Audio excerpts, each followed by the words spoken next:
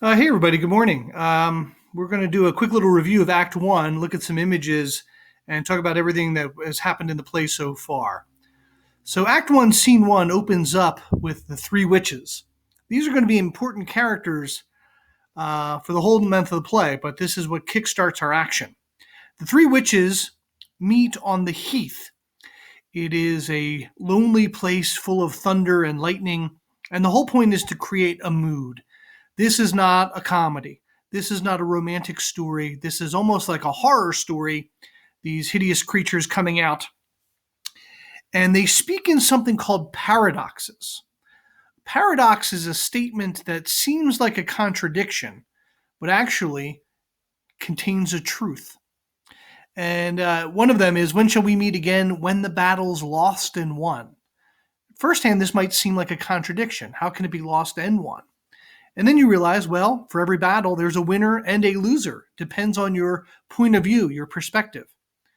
The other idea is you could win a battle, but lose the war. You could win a battle, but lose many men. You can win a battle in terms of a military victory, but lose the support of your people as popular opinion shifts. But the most important paradox is this idea of fair is foul and foul is fair. And this is something the play is going to sort of develop throughout the whole work. That things that sometimes appear to be fair, beautiful, good, can in fact hide a devious heart. People who appear to be our closest and truest friends are the ones that might be talking behind our backs or planning our downfall. Scene two is when the battle's over. They said the battle will be lost and won, and now we find out it is over. And we see a bloody soldier appear. And the king, King Duncan, says, "What bloody man is that?" And this captain, the survivor of the battle, tells us that Scotland, our setting, is at war. There's been an invasion from Norway, the Norwegian lords, the Norwegians, which we might today describe as Vikings. But we hear that Macbeth has been a valiant hero, Bellona's bridegroom. He's a battle-hardened warrior, and he broke up the stalemate. But we also hear of betrayal. There was a man named the Thane of Cawdor who turned sides and betrayed Scotland and betrayed the King Duncan. And by the end of the scene, we're going to hear King Duncan say, "The Thane of Cawdor shall be executed." And Macbeth will be promoted. Act 1, Scene 3, we open back to the witches. They've been watching all this, and they've been out causing mischief. They've been tormenting human beings. They've been killing swine. One of the witches got revenge on the wife of a sailor who wouldn't give her any nuts. And they're there in the woods sort of plotting and planning on this foul and ugly day, when all of a sudden Macbeth and Banquo come. They've just survived the battle. They're heroes and victors. Macbeth has been promoted. He will become the new Thane of Cawdor after the traitor's killed, but he doesn't know that yet. And the witches greet them with some prophecies. The witches say, "Hail, Macbeth, Thane of Glamis."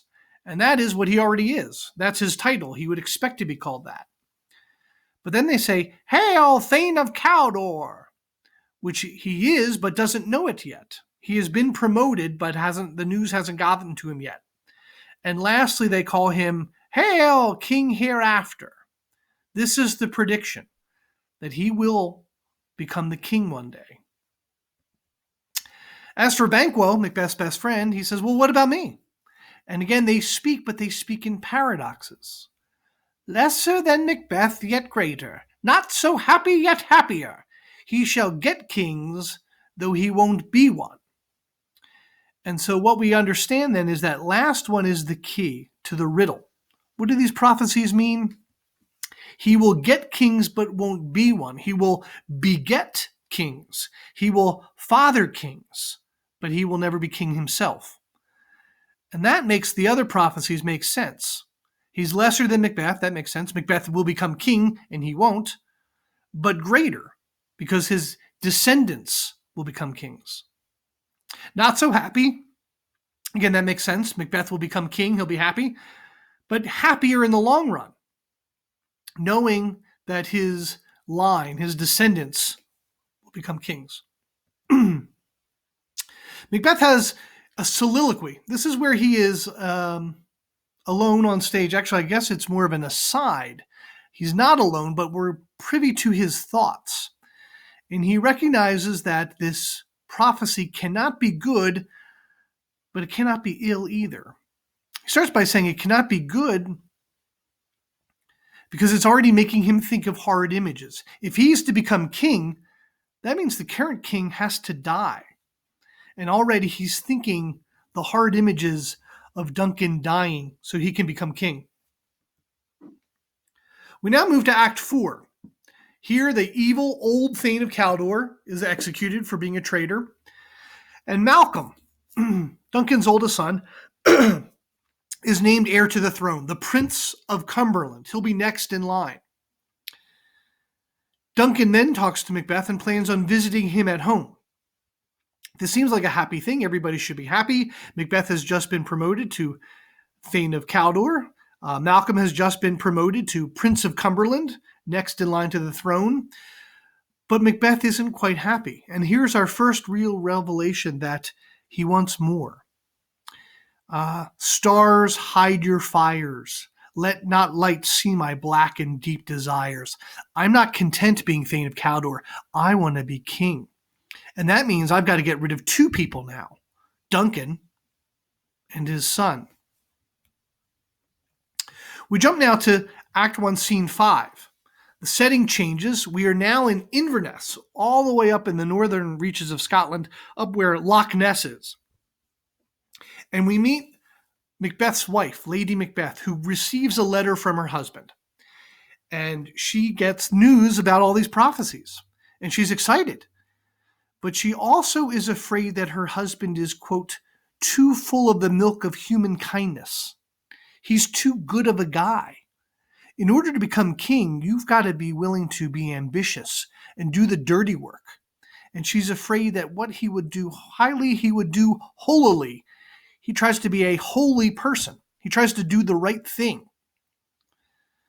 Then she has a very famous speech where she talks to the spirits of the night that tend on mortal things, the spirits of darkness and death. And she asks them to unsex her. Now that's a weird kind of line, to be unsexed.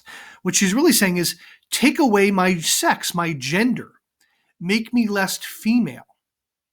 When we think about females and stereotypes of women and feminine virtues, we might think of mothers and nurturers, people who are loving and patient. And she's saying, take all that away from me. Take all my female qualities. Take away my woman's breasts, which are filled with milk and nurturing, and replace it with bile. She says she's going to plan to get rid of Duncan. She doesn't trust her husband to do it, so she's going to take over. Scene 6 is a short scene all about dramatic irony. Dramatic irony is when we, the audience, know more than the characters. So if you read Oedipus in 10th grade, you might remember there's this dramatic irony throughout the whole entire play. We know Oedipus's true identity. We know that Oedipus married his mother and killed his father, but he doesn't know. And the whole tension then is watching this character discover what we already know. We know dramatic irony also when we watch horror films and we see the characters running from the monster and they think they're safe, but we know the whole time the killer's under the bed or in the closet. It's not over yet. So in this scene, scene 6, Duncan comes and arrives at Inverness and he talks about how wholesome it is at the Macbeth house, how safe and secure and good he feels about what noble and generous hosts the Macbeths are. We know he's walking into a trap, but he doesn't. Finally, we come to our final scene, and it opens with a soliloquy. Macbeth alone on stage, realizing he doesn't want to do it. He doesn't want to go through with it. Duncan is his kinsman, a relative. He's also his guest, and he is the host, and his job is to take care of his guests. And finally, is the political realization that Duncan's actually a good king.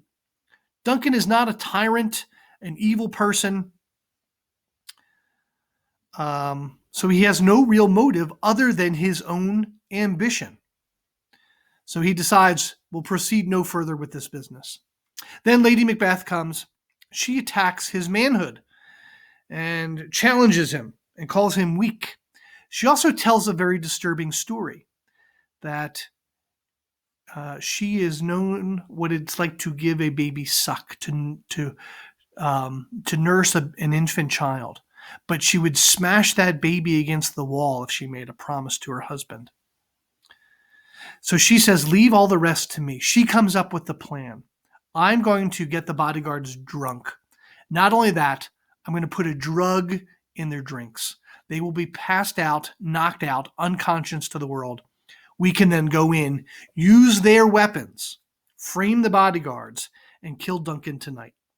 And that's the end of Act 1. We'll pick up with Act 2, which has the murder of the king later on. All right. Thanks, everybody.